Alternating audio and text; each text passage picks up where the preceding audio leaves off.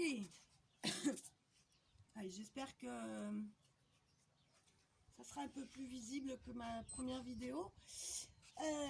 Donc, si vous avez visionné la première vidéo où je présentais 3 mouvements, le 100, le single leg stretch et le shoulder bridge, je vous propose de passer aux 3 mouvements d'après.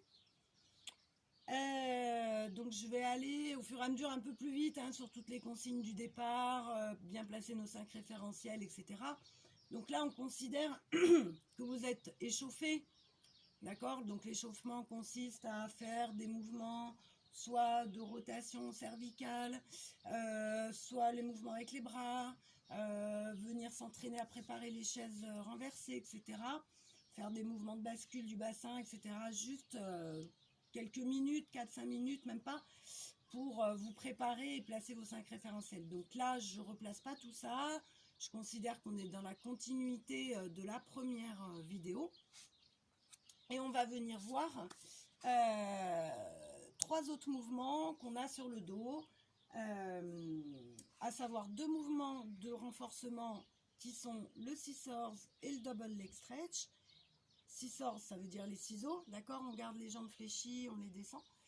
Le double leg stretch, double extension, bras-jambes.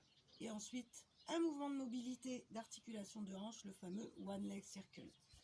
Donc, si vous avez fait la première vidéo en enchaînant 100 single leg stretch et shoulder bridge, vous avez 2 mouvements de renforcement et un mouvement de mobilité, qui est le shoulder bridge. Mais ensuite, vous pouvez reprendre sur un mouvement de force ou 2, si vous arrivez à les tenir en les enchaînant. Et ensuite, faire un mouvement de mobilité. D'accord? Ne jamais enchaîner plus de 3 faites 1 ou 2 mouvements de renforcement, alternez avec 1 ou 2 mouvements de mobilité. Voilà, ne venez pas faire 3 ou 4 mouvements qui travaillent que la force, en fait. C'est bien d'enchaîner les deux. Donc, dans la suite logique, après notre shoulder bridge, on enchaîne sur le scissors. Ok, est-ce que je sors pas du champ? Tac, tac, tac. Non, c'est bon. Ok. Allez, donc bien s'assurer qu'on a nos 5 référentiels. Bassin neutre. Courbure lombaire naturelle. Centrage. Reprenez bien l'habitude, ça peut être pas mal de venir placer un petit poids d'1 kg sur votre ventre. 1 kg de riz, 1 kg de sucre, une bouteille d'eau, petite bouteille d'eau, ce que vous voulez.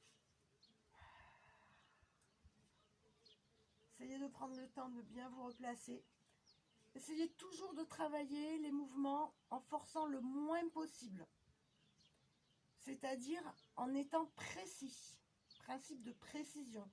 Sur quel muscle me permet de faire le mouvement, donc avec quel muscle je fais le mouvement, comment donc j'engage mon muscle. Avec notre centrage, on engage le mouvement et on va chercher plus des sensations d'avoir une colonne vertébrale qui n'est pas toute tendue, raccourcie, mais cherchez vraiment le placement ici dans l'allongement de la colonne vertébrale en essayant de ne pas crisper le haut du corps. On a toujours, donc ça c'est à force de pratiquer, de chercher donc la précision des mouvements, d'être précis, d'être fluide aussi, ça permet d'avoir moins de force, d'accord? Ça demande de la force, mais très précisément situé là et dans les muscles moteurs. Et jamais en privilégiant la force, mais plutôt la fluidité et l'allongement du placement postural du buste. Ok? Allez, donc pour le scissors, on allonge bien la nuque, on pose bien nos omoplates au sol. Attention de ne pas pousser les côtes en avant. Recentrez-vous bien sur ça, c'est ce qui vous aidera le plus. Allez, puis on souffle. Première option, scissors, une seule jambe. Je souffle. Je descends la jambe qui reste fléchie aussi bas que je peux garder le bassin neutre et le ventre rentré. J'inspire, je garde le ventre rentré. Je reviens dans la position de départ. La position de départ est celle-là. Je la retrouve quand j'ai fini le mouvement. Entre les deux, je garde bien mon angle de genou tel qu'il est, comme si j'avais un petit ballon coincé derrière le genou.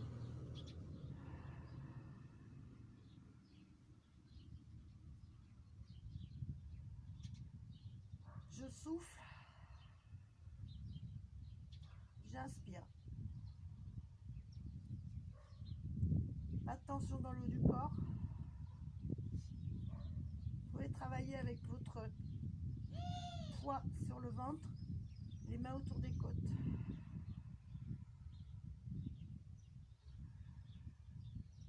Deuxième option. 2 jambes en chaise renversée. Travail des jambes l'une après l'autre. Expire. Inspire. Et l'autre jambe pareil.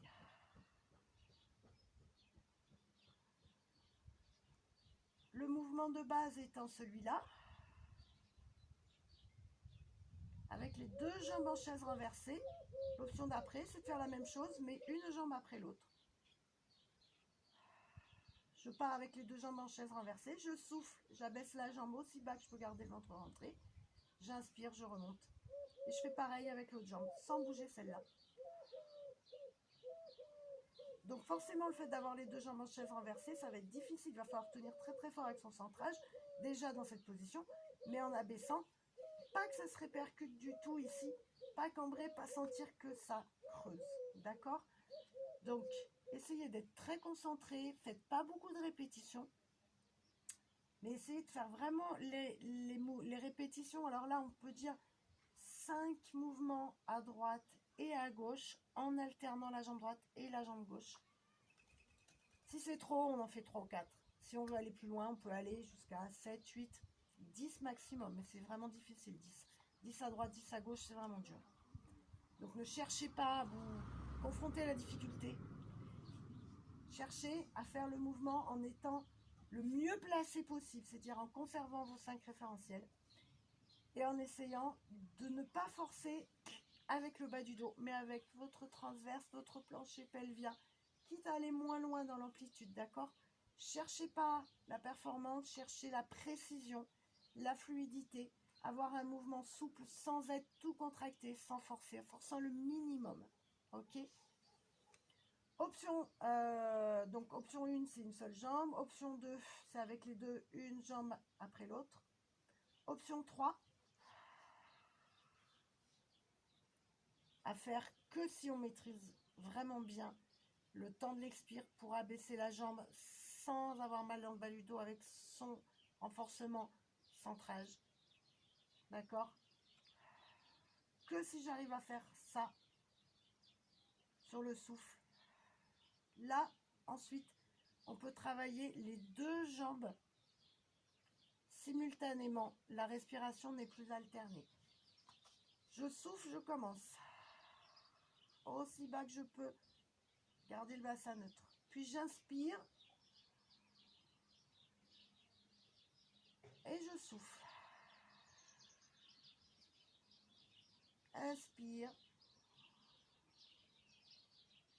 Et souffle. Par rapport à l'option d'avant, où c'était une jambe après l'autre, là vous voyez bien que les 2 jambes travaillent en même temps sans marquer d'arrêt, sans qu'il y en ait une qui commence avant ou après l'autre. Elles se croisent à mi-chemin, c'est-à-dire que le genou se croise en avant des hanches et la respiration n'est plus alternée. Sur l'inspire, comme sur le souffle, un ciseau sur l'inspire, un ciseau sur le souffle. D'accord? Donc vous pouvez travailler ça. Ensuite, one leg circle. Une seule jambe qui est en chaise renversée, le genou au-dessus de la hanche. On souffle, resserre le centre et on commence sur l'inspire d'écrire un demi-cercle vers l'intérieur. Sur le souffle, on décrit le demi-cercle vers l'extérieur. On commence et on va faire 5 cercles en commençant vers l'intérieur sur l'inspire. Essayez d'avoir un cercle symétrique. Vous avez 4 points à joindre vers là, vers votre visage, vers l'extérieur et vers les pieds. D'accord? Et ensuite, on commencera vers l'extérieur.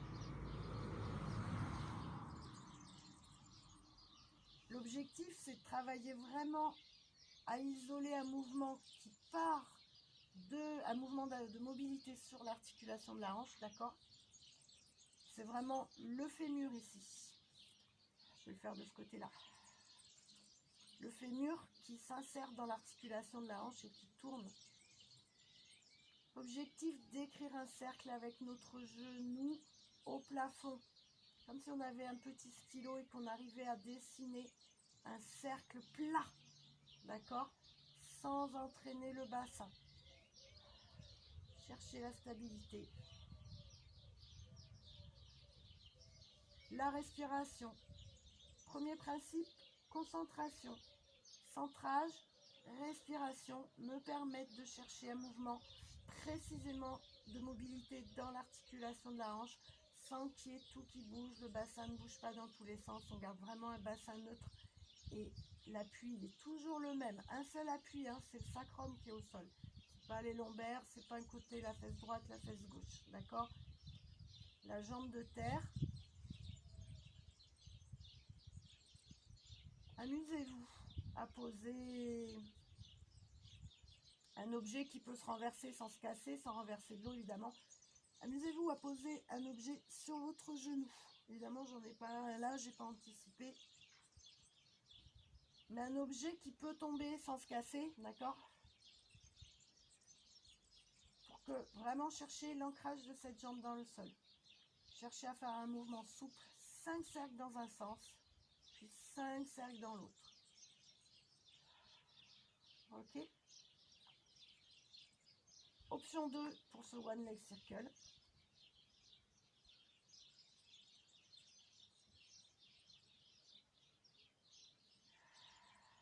Jambes tendues. Plus difficile. Si on n'est pas assez souple pour tendre la jambe en gardant le genou au-dessus de la hanche, d'accord, il n'est pas question de tendre la jambe et de l'avoir ici, il faut que le genou il reste au-dessus de la hanche. Et là j'ai un alignement hanche, genou, pied. Mais peut-être que je ne suis pas assez souple pour avoir cet alignement en conservant mon bassin neutre. Peut-être que si je ne suis pas assez souple quand je vais faire ça, ça va faire ça. Donc non, je garde mon bassin neutre. Et à ce moment-là, j'adapte, je plie légèrement le genou. Et légèrement, je vais jusqu'à l'extension maximum où je peux garder cet alignement-là et le bassin neutre. D'accord?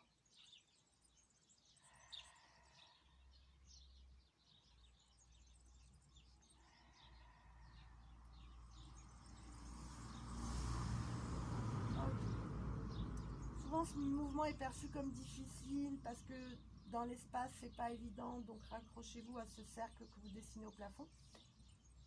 Et ne cherchez pas à faire plus vite que la respiration. Souvent, on trouve ce mouvement lent, tout l'inspire pour faire l'intérieur, tout le souffle pour faire l'extérieur. Peut être ennuyeux, on veut que ça aille plus vite. Mais concentrez-vous simplement à chercher vos principes. Pilates, relisez-les. Cherchez la stabilité, l'isolation du mouvement d'articulation de la hanche et essayez d'augmenter l'amplitude sans entraîner le bassin dans tous les sens. Ok? Plus tard, vous pourrez progresser sur d'autres options, voilà, qui seront agréables et sympathiques. Allez, dernier mouvement, le double leg stretch. Mouvement de renforcement de la chaîne antérieure. Quadriceps. Mouvement ici au niveau du deltoïde, d'accord? Le muscle de l'épaule. L'objectif, garder un buste stable avec nos 5 référentiels. Première option.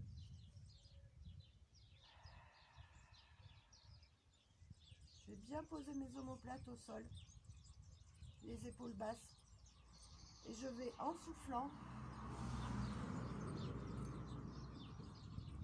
amener les bras autour des joues. En inspirant, revenir dans la position de départ. Ça, c'est la position de départ. Entre les deux,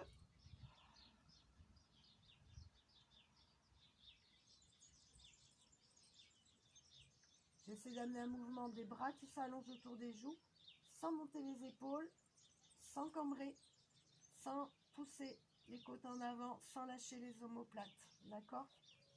Simplement chercher un mouvement qu'avec les bras, avec une jambe en chaise renversée. Ensuite, on peut le faire avec les deux jambes en chaise renversée. Je souffle.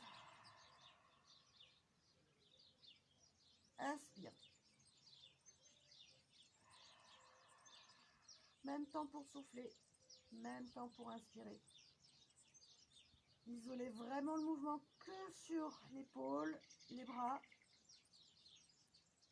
sans perdre vos 5 référentiels. Option 3.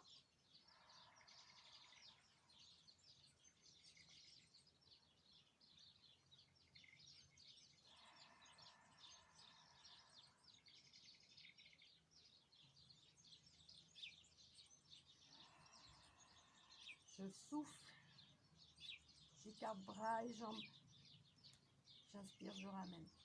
Pareil avec l'autre jambe. Expire.